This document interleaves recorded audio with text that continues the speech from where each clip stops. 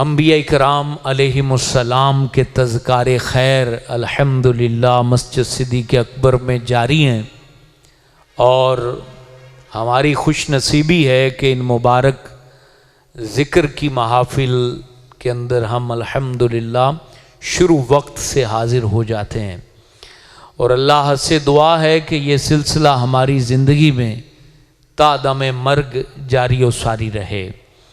یاد رکھیں یہ چیزیں قلبی سکون کا ذریعہ ہیں، اور بالخصوص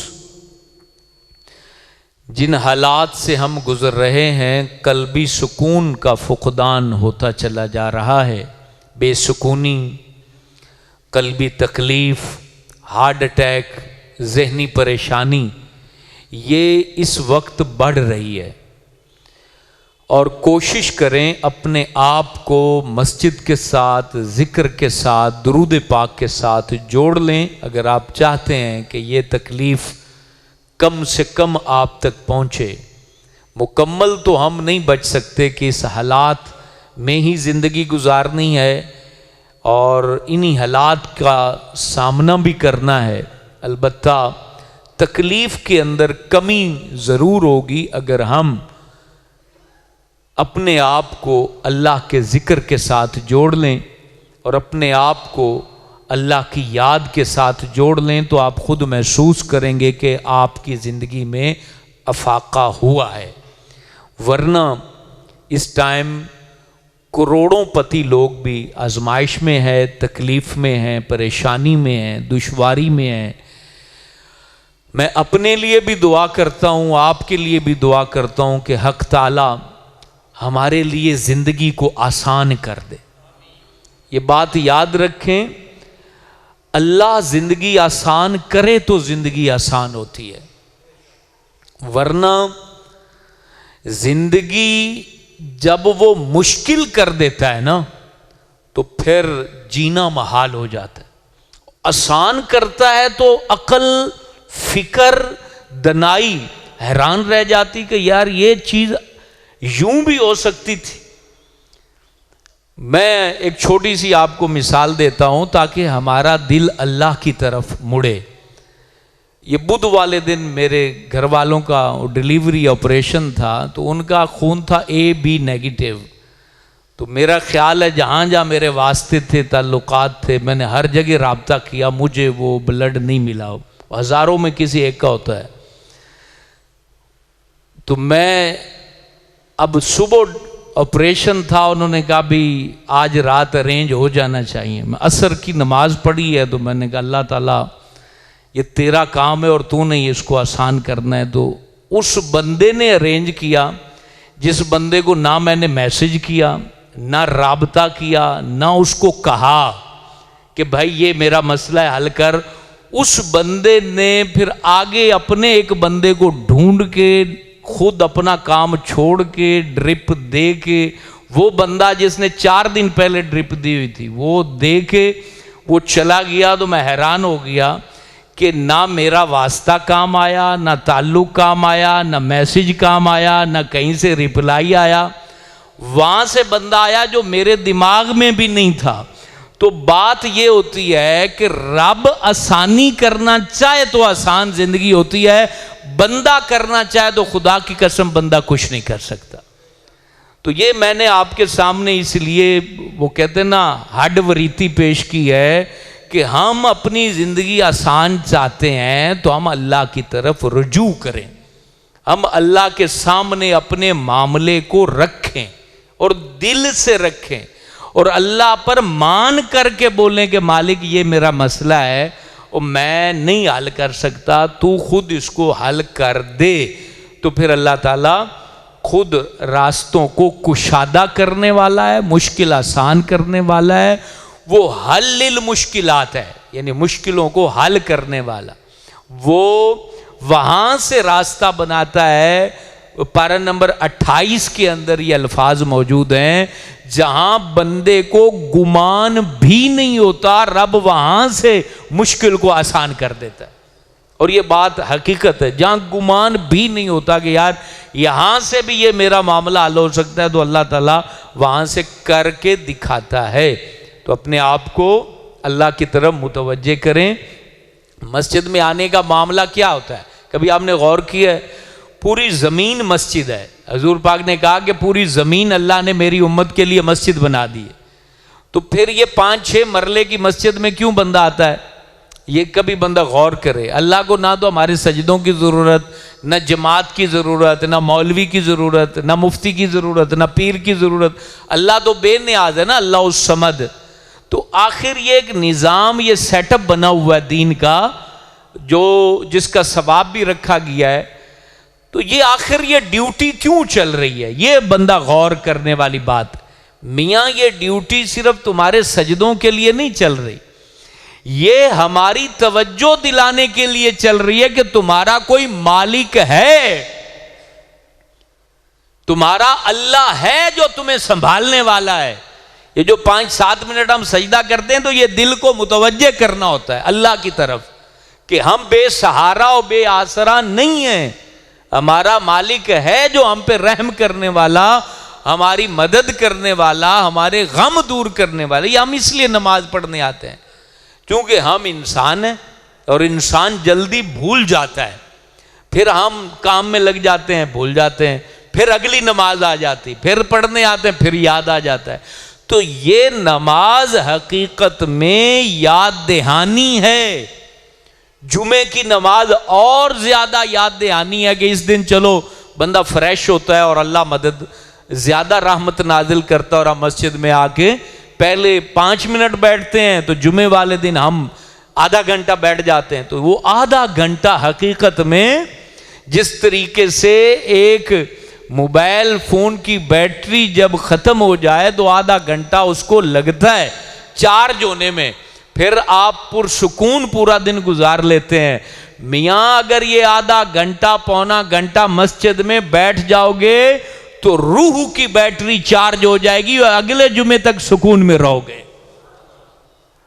اور میں آپ کو ایک بڑی بات بتا رہا ہوں جو اللہ کے نام کی بدولت عرض کر رہا ہوں، اور اس کو تجربہ بھی کر لینا۔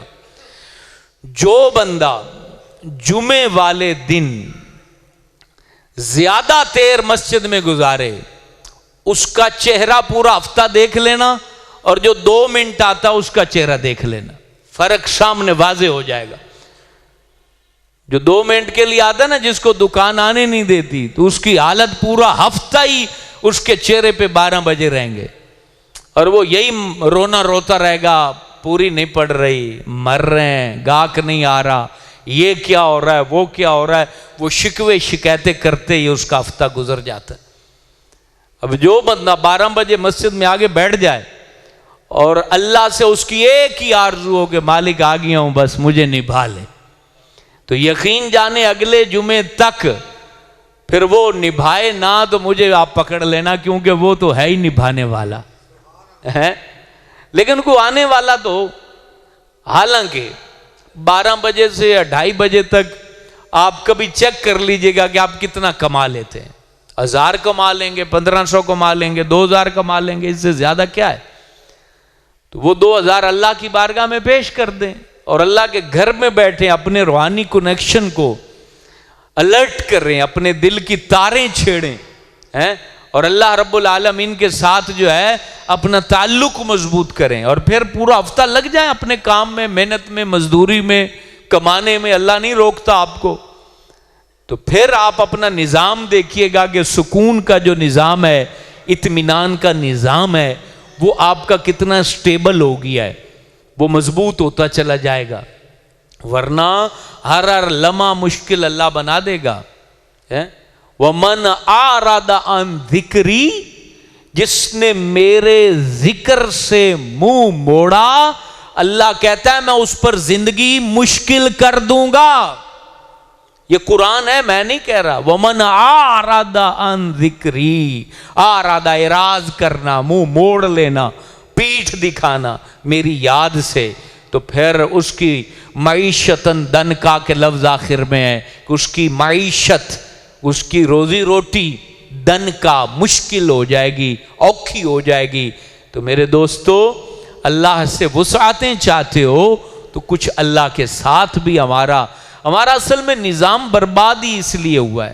اوپر کی سطح سے لے کر نچلی سطح تک ہمارا جو تعلق ہے اللہ کے ساتھ، اس کے اندر بڑی کمزوری ہے، بہت زیادہ کمزوری ہے، اور اللہ رب العالمین پہ یقین ہمارا بہت کمزور ہے۔ وہ یقین صرف داڑھی رکھنے سے نہیں آتا، وہ من سے آتا ہے، دل سے آتا ہے، عقل و فکر سے آتا ہے، اور وہ جس کو بھی مل جائے وہ پھر اللہ والا ہو جاتا ہے، چاہے وہ بازار میں کھڑا ہو، وہ تندور پہ روٹیاں لگانے والا ہو، وہ جوتی سینے والا ہو، وہ ڈاکٹر ہو، وہ انجینئر ہو، وہ مولوی ہو، کوئی بھی ہو۔ اللہ نے کسی کے لیے کوئی کیٹیگری نہیں بنائی کہ یہ علاقے والے تو میرے پاس آ سکتے ہیں، یہ نہیں آ سکتے۔ اللہ کا یقین جس کو مل جائے حقیقت میں وہی اللہ والا ہے۔ وہ کس کو ملتا ہے؟ نصیب والوں کو ملتا ہے۔ تو ہم حضرت سلیمان علیہ السلام کا ذکر خیر ہم سن رہے تھے۔ آپ کے پاس جب جناب بلقیس پہنچتی ہیں اور آپ اس کا تخت دکھاتے ہیں، پردہ ہٹاتے ہیں، اور وہاں اس کا تخت جو ہے وہ موجود ہوتا ہے۔ جب وہ تخت دیکھتی ہے تو تخت کے موتی جو ہے حضرت سلیمان نے نا ہٹا کے لگا دیے تھے، توڑوا کے اس کی حیت بدل دی تھی۔ کیوں بدلی تھی؟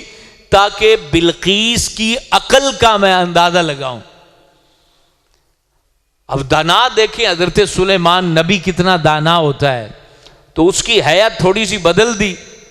تو پھر جناب بلقیس سے کہا کہ یہ تخت کس کا ہے؟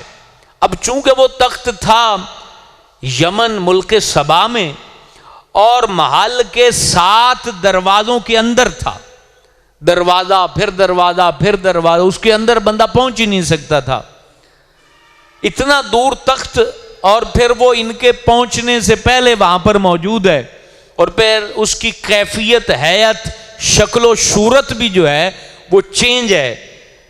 تو اب اس کو پہچاننا واقعی بڑا مشکل ہے۔ اب جناب بلقیس کا جواب سنیں۔ آپ فرمانے لگی کہ یہ جو تخت ہے یہ میرے تخت جیسا ہے، گویا کہ فَكَأَنَّهُ ہوا کے لفظ ہیں قرآن میں، کأنہ کہتے ہیں گویا کہ، بھی ویسا ہی ہے جیسا کہ وہ تھا۔ یہ نہیں کہا کہ وہی ہے، یہ نہیں کہا کہ ویسا لگ رہا ہے۔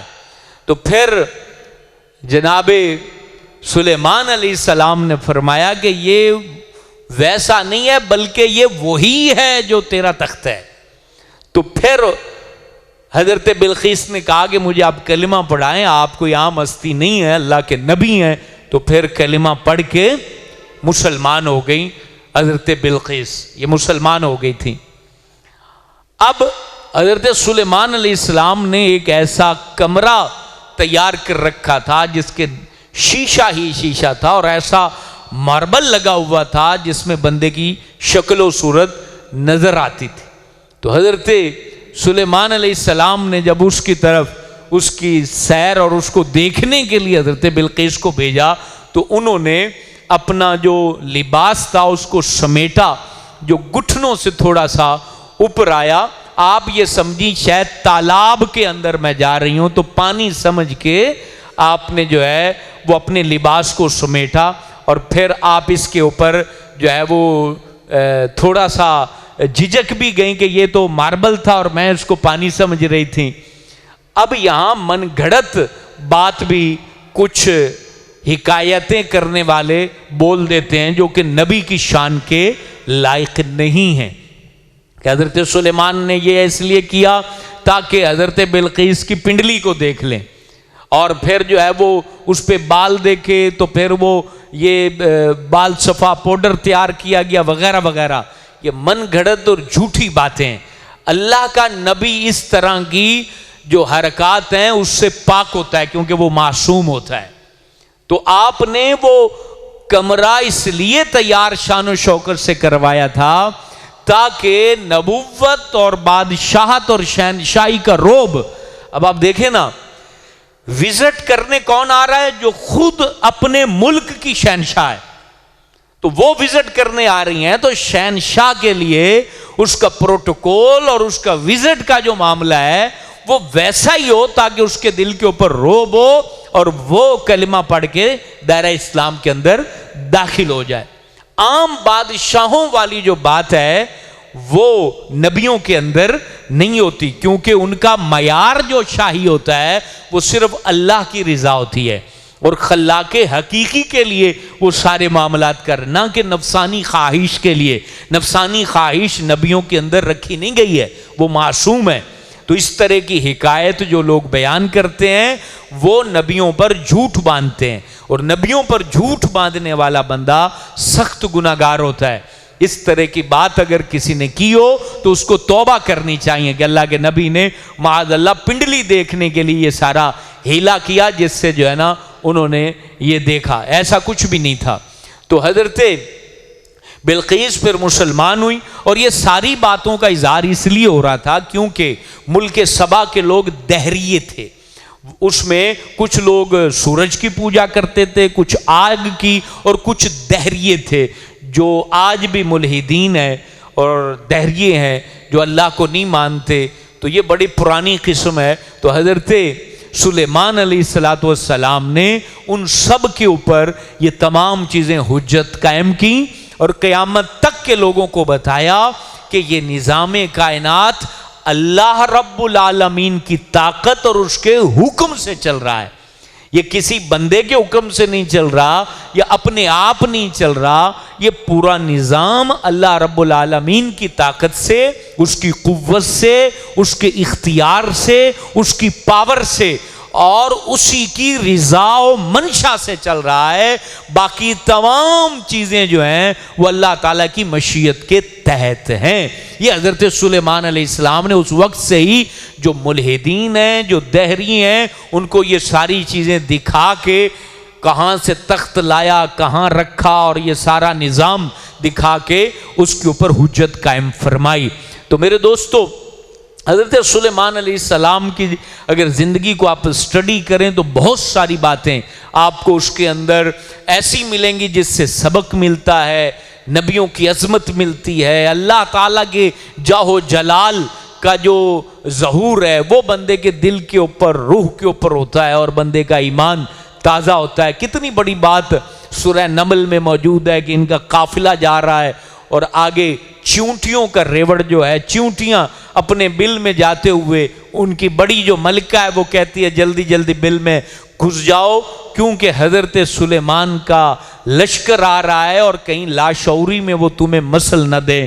اس کا گفتگو کرنا، پھر اس گفتگو کو حضرت سلیمان کا سن لینا، سن کے اس کے اوپر تبسم کرنا، مسکرانا، یہ ساری چیزیں ہمارے ایمان کو قوت بخشتی ہیں، اور ہمارا جو نبیوں کے ساتھ تعلق ہے اس کو مضبوط کرتی ہیں کہ نبیوں کو ماننا یہ ہمارے لیے کتنا فائدہ مند ہے کہ یہ عظیم ہستیاں ہیں، کوئی عام ہستی نبی نہیں ہوتا بلکہ بڑی عزتوں اور شان و شوکت کا مالک ہوتا ہے۔ حکمت اور دانائی حضرت سلیمان علیہ السلام کو ایسی حاصل تھی کہ ایک دفعہ دو عورتیں سفر میں جا رہی ہیں، اور دونوں کے پاس اپنا اپنا بیٹا ہے، اور دونوں ہم عمر ہیں، وہ بچے دونوں ہم عمر ہیں۔